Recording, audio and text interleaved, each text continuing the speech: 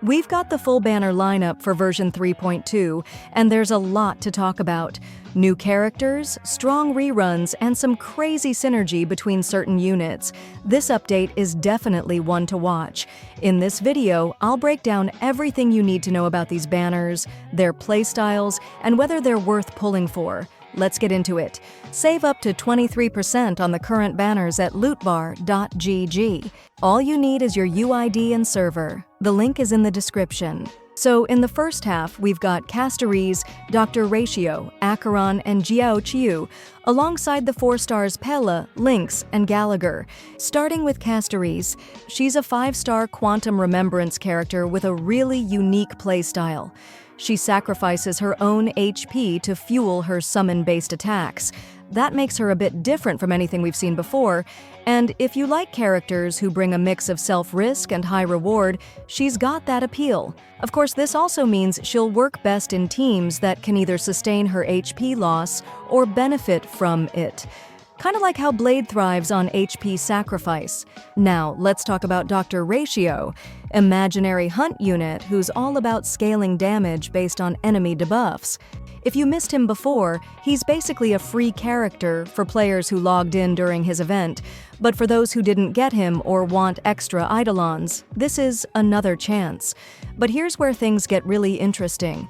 Acheron and Jiao Qiu work together seamlessly, with Jiao Qiu boosting Acheron's ultimate uptime and enhancing her damage through consistent debuff application.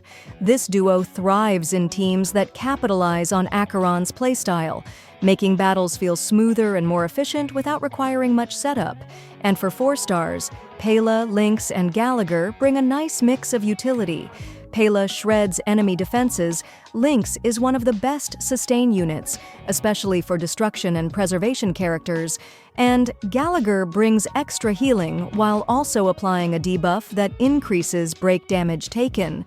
So even if you're not pulling for a 5-star, the 4 stars here are definitely worth considering.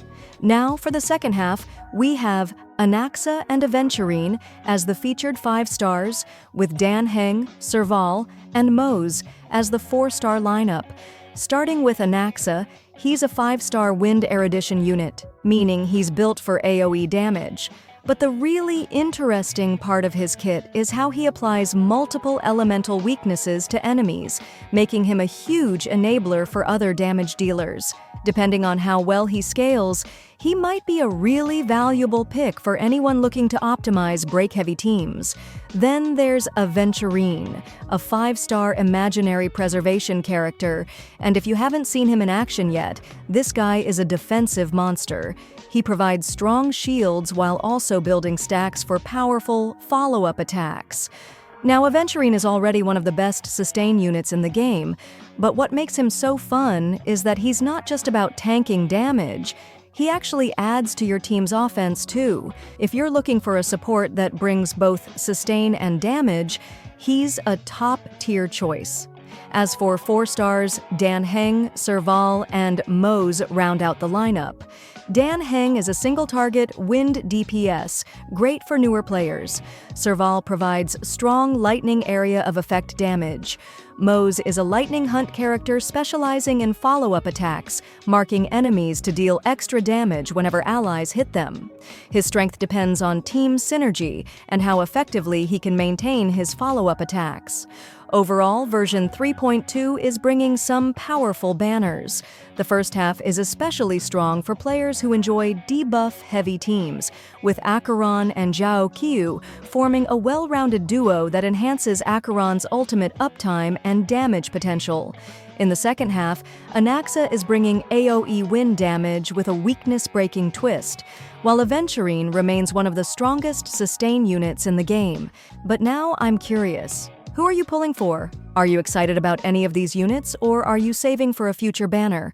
Let me know in the comments, and don't forget to like and subscribe for more Honkai Star Rail news and breakdowns. See you next time!